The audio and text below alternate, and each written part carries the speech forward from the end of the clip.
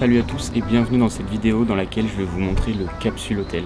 Je suis bien arrivé, j'ai eu le temps de m'installer, pas perdre plus de temps, je vais vous montrer ça et vous allez comprendre pourquoi je ne jure que par ça quand je fais des voyages au Japon. Le concept est tellement intéressant quand tu veux pas dépenser trop de thunes, c'est le but de cette chaîne, donc on est en plein dedans. Je vous montre ça tout de suite.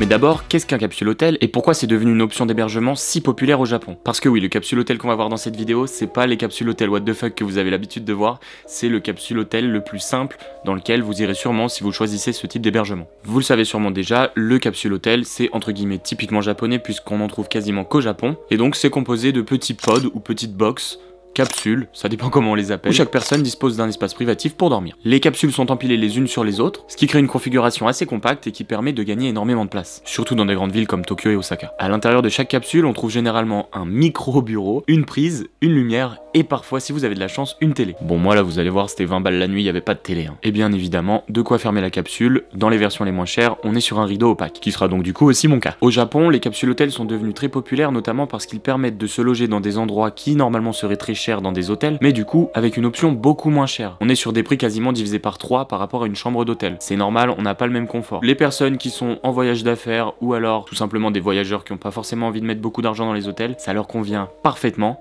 et c'est pour ça que moi je ne jure que par ça. Bon, maintenant qu'on a vu comment c'est fait et pourquoi ça plaît autant, je vais vous emmener avec moi à la découverte du capsule hôtel dans lequel j'étais dans le quartier d'Asakusa, qui est un quartier plutôt touristique et donc cher à Tokyo. Allez, c'est parti. Bon, alors pour vous montrer rapidement, je suis un peu sorti parce qu'il y a des gens qui font la sieste à l'intérieur, donc je vais pas parler fort. Ma box, ma capsule est au 5e étage, je vais vous montrer tout ça. Tout d'abord, je vais me rendre compte qu'on avait des boules caisses. Je vais les prendre. On sait jamais, moi j'ai des gros problèmes pour dormir avec le bruit. On arrive là, normalement c'est fermé, il y a un code. Là j'ai pas bien fermé, parce que j'ai pas envie de faire le code. On arrive, on a la salle de bain. C'est une salle de bain commune, on a tout ce qu'il faut, le sèche-cheveux est déjà là, on a le savon, etc. Les toilettes, avec un autre lavabo. Voilà, jusque là, rien de bien incroyable. C'est là que ça devient stylé. Là vous avez du coup les capsules, qui sont toutes alignées. Moi j'ai là 509. Donc je me suis déjà un petit peu installé. Vous voyez, vous avez de quoi poser vos affaires là, un coffre-fort là-haut avec une clé donc que vous pouvez sécuriser. Au fond, un petit bureau. Les draps sont déjà là. Bon, j'ai un petit peu mis mon bazar, mais voilà, vous avez des prises, de la lumière. Et vous pouvez fermer ça pour plus d'intimité, surtout pour pas avoir le soleil. Vous avez ensuite de quoi ranger vos valises. Bon, moi j'en ai pas, donc je vais rien laisser ici, je pense. Je mettrai les affaires importantes dans le coffre-fort, mais c'est tout. Maintenant, je vais vous emmener au 6e étage, puisque là-haut, il y a la cuisine et le balcon. Alors, pourquoi choisir un capsule hôtel? J'ai commencé à en parler tout à l'heure, le prix. Votre capsule vous coûtera entre 3000 et 5000 yens, ce qui correspond à environ entre 20 et 40 euros. À ce prix-là, on vous laisse même pas dormir dans l'entrée de l'hôtel qui est juste à côté, parce qu'on parle quand même de gros quartiers. Donc du coup, on a le prix et l'accessibilité. Et bien sûr, pourquoi dormir dans un capsule hôtel? Bah pour l'expérience. C'est un truc de ouf de se dire qu'on dort littéralement dans une capsule de 2 mètres carrés. Bon, j'ai pas mesuré, mais ça doit être ça. Et qu'il y a d'autres gens à côté, et surtout que tout se passe bien, parce qu'on est au Japon, il n'y a pas de vol, il n'y a pas de... Quoique, j'ai une petite anecdote à ce sujet-là. Du coup, j'ai pas filmé parce que ça s'est passé à 4 h du matin. La nuit que j'ai passée dans cette vidéo-là, je me réveille en pleine nuit par des gens qui parlent fort. C'est super bizarre parce que je comprends absolument tout ce qu'ils disent. Donc je me réveille et tout. Et là, j'entends qu'en fait, c'est des Français qui sont en train de s'embrouiller avec quelqu'un. Je me dis, mais non, mais les gars, même à l'autre bout du monde, vous arrivez à nous foutre la honte. J'écoute un peu et j'entends un japonais très fatigué, je pense très alcoolisé, qui était en train de dire mais laissez-moi tranquille, laissez-moi dormir, et du coup je sors et je demande aux Français mais qu'est-ce qui se passe? Et donc ils m'expliquent qu'ils parlent pas japonais et qu'ils essayent d'expliquer aux Japonais qui est dans leur capsule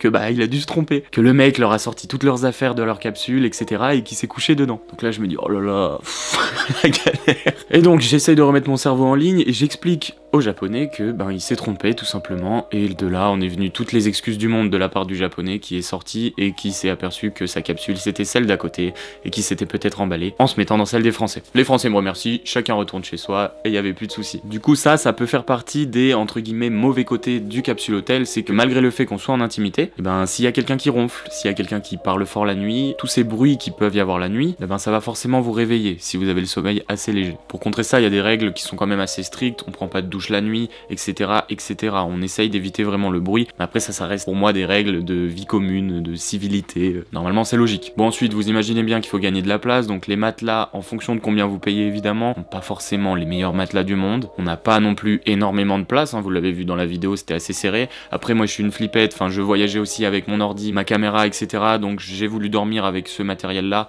mais j'aurais très bien pu le laisser à l'extérieur, comme vous avez vu il y avait des casiers pour mettre nos affaires. Mais tout ça pour une nuit ou deux, ça peut vous faire économiser, je dirais, des centaines d'euros par rapport à la localisation en fait. Ça vous fait aussi gagner du temps en transport, donc je pense que ça peut être à réfléchir, des concessions qui peuvent être faites au niveau de l'intimité pour gagner de l'argent et du temps. Au niveau des conseils que je peux vous donner pour choisir un capsule hôtel, ça va être très simple et c'est un petit peu comme le reste. Moi je suis passé soit par Airbnb, soit par Booking.com, et évidemment vous regardez les avis. Le plus important je pense quand même c'est qu'il ait du wifi, si vous n'avez pas à l'étranger en plus énormément de data. Ça serait pas le plus important si je partais en voyage en France. À l'étranger je trouve ça quand même important d'avoir accès à internet, surtout quand on parle pas la langue. Ça peut éviter des complications, de pouvoir prévoir ce qu'on fait le lendemain, etc. Donc la wifi, très bien. Avoir l'avis aussi sur les douches. On est au Japon, normalement c'est toujours propre, tout fonctionne, etc. Mais bon, mieux vaut s'en assurer. Et bien évidemment, le critère qui va faire qu'on va choisir un capsule hôtel plus qu'un autre, c'est la localisation. Faites en sorte que ce soit bien placé, il y en a énormément, notamment à Tokyo et à Osaka, je le répète. Donc il y a vraiment moyen d'être à l'endroit qu'on veut, et limite ne même pas prendre le métro. Moi par exemple dans cette vidéo là, c'est qu'en fait je devais voir des amis à Asakusa le lendemain, et donc c'est pour ça que j'ai choisi cet endroit, et donc j'ai même pas pris le métro.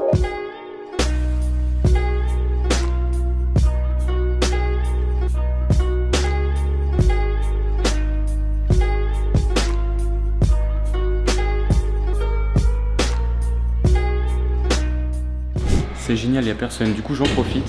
Voilà, vous pouvez voir, on a une bonne cuisine avec un endroit pour se poser ici, une table, etc., une autre table, de quoi se faire à manger, enfin franchement tout y est. Et vous avez le petit balcon. Et la spécificité, c'est que bon là il fait jour, mais vous avez la Tokyo Tower qui est juste en face. C'est incroyable ça. Donc voilà, bon un balcon, rien de bien spécial. C'est ça qui est spécial. Bon, vous avez vu dans cette vidéo comment c'est génial le capsule hôtel. Moi franchement je recommande l'expérience. Si c'était à refaire je le referais. J'ai hâte d'ailleurs d'y retourner parce que vraiment c'est cool, notamment pour le côté financier. Et puis ouais, c'est l'aventure, moi j'aime bien. Donc franchement si vous êtes sur la même longueur d'onde que moi, foncez. C'était une vidéo courte mais j'espère avoir pu vous présenter, amener un contenu sur les capsules hôtels différent de celui qui est déjà présent en masse. J'avais quand même l'impression qu'on voyait énormément de capsules hôtels what the fuck et qu'on voyait pas vraiment le vrai capsule hôtel dans lequel tu vas quand tu vas au Japon. Donc j'ai voulu vous montrer ça, j'espère que ça vous a plu. Si c'est le cas, n'hésitez pas à liker, c'est très important, encore plus que l'abonnement, mais si vous pouvez aussi y penser, c'est super cool.